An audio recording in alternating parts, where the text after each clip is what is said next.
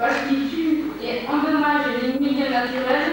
Ils sont encore très jeunes, mais déjà très soucieux de leur environnement. 300 collégiens des deux côtés de la frontière se sont réunis pendant 3 jours à l'initiative de l'Eurocité basque Bayonne-San Sébastien. Au programme, table ronde, débat et présentation de projets environnementaux.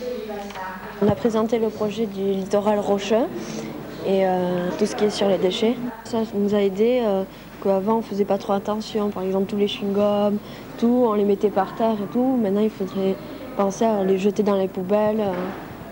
Il faudrait faire plus attention. Notre projet concerne notre ville. On veut limiter la vitesse à 30 km/h dans les rues et à 100 km/h sur l'autoroute. Des projets très ambitieux regroupés au sein d'une charte environnementale. L'idée première, c'est de commencer à poser des principes. Et j'espère qu'un congrès de la sorte pourra se tenir régulièrement, peut-être pas tous les ans, mais tous les 4 ans, pour faire le point un peu sur les évolutions, en particulier des politiques. Car ces éco-citoyens ont bien l'intention de remettre leur charte à l'ensemble des maires du Pays basque.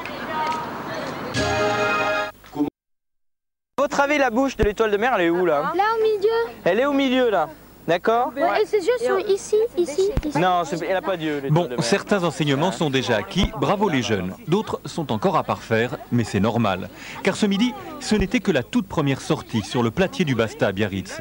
Sous la houlette du directeur scientifique du musée de la mer et de l'équipe pédagogique de la section d'enseignement adapté du collège Rostand. L'idée, c'est à la fois de sensibiliser ces élèves à la notion d'environnement naturel, de leur permettre, au travers d'une démarche scientifique, de bien l'appréhender, mais aussi de leur permettre de travailler ensemble, de travailler en équipe et de se valoriser. Et ces enfants qui ont connu quelques difficultés scolaires par le passé reprennent ainsi pied et confiance. La culture scientifique n'est plus réservée aux filières dites classiques. Après l'observation, viendra le temps du contrôle du prof. Julien, il va nous expliquer ce qu'on a fait. Et après, il va nous poser des questions. Et on va lui répondre. On va faire des petits contrôles dessus. Voilà. Et peut-être un livre à la fin de l'année? Oui, voilà.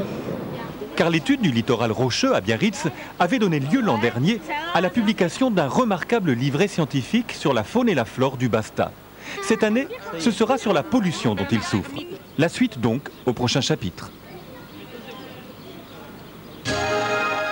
Le portrait de Julien Després, médaillé de bronze en aviron lors des derniers Jeux Olympiques de Pékin, et un livre sur le littoral rocheux réalisé par des élèves du collège Jean Rostand de Biarritz. C'est tout de suite dans votre journal.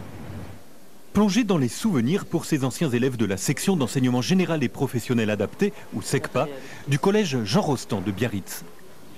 Le livre qu'ils feuillettent avec enthousiasme est le fruit d'un travail sur le littoral auquel ils avaient participé il y a 5 ans, quand ils étaient en 5e. Ça fait plaisir qu'on puisse se remettre les images un peu dans la tête, les souvenirs qu'on a passés, les bons moments et tout le travail qu'on a passé dessus. L'ouvrage permet de découvrir un environnement naturel dans la ville, le platier du Basta.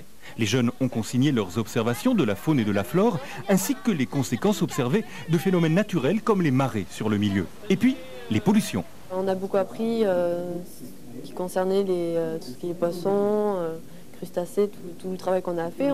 Ça nous a fait apprendre beaucoup de choses. Après, on a fait le nettoyage des plages, on a ramassé les déchets, on a fait le tri.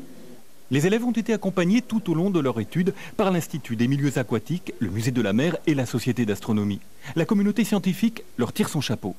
Ils ont appris à tenir compte d'erreurs. Ils ont essayé de comprendre d'où venaient ces erreurs. Et ça, c'est énorme. C'est énorme pour des jeunes qui théoriquement sont dits à avoir quelques petites faiblesses justement dans la méthodologie, puis surtout dans les apprentissages. Et là, je pense que tout le monde a été gagnant. Car ces collégiens étaient en transition, pas très à l'aise alors dans les filières classiques. Ils ont aujourd'hui le pied à l'étrier, sont en CAP ou BEP, grâce à toute l'équipe éducative. Le livre en témoigne. Construire un livre ouvert au plus grand nombre tout en ne négligeant pas la forme et le fond, c'est quelque chose de difficile, quoi. Le livre, quand on le soupèse, c'est le travail des élèves. Et quand on l'ouvre, c'est ce partenariat entre les élèves et puis les adultes. Pédagogie active adaptée aux élèves pour leur donner confiance et estime de soi, c'est réussi.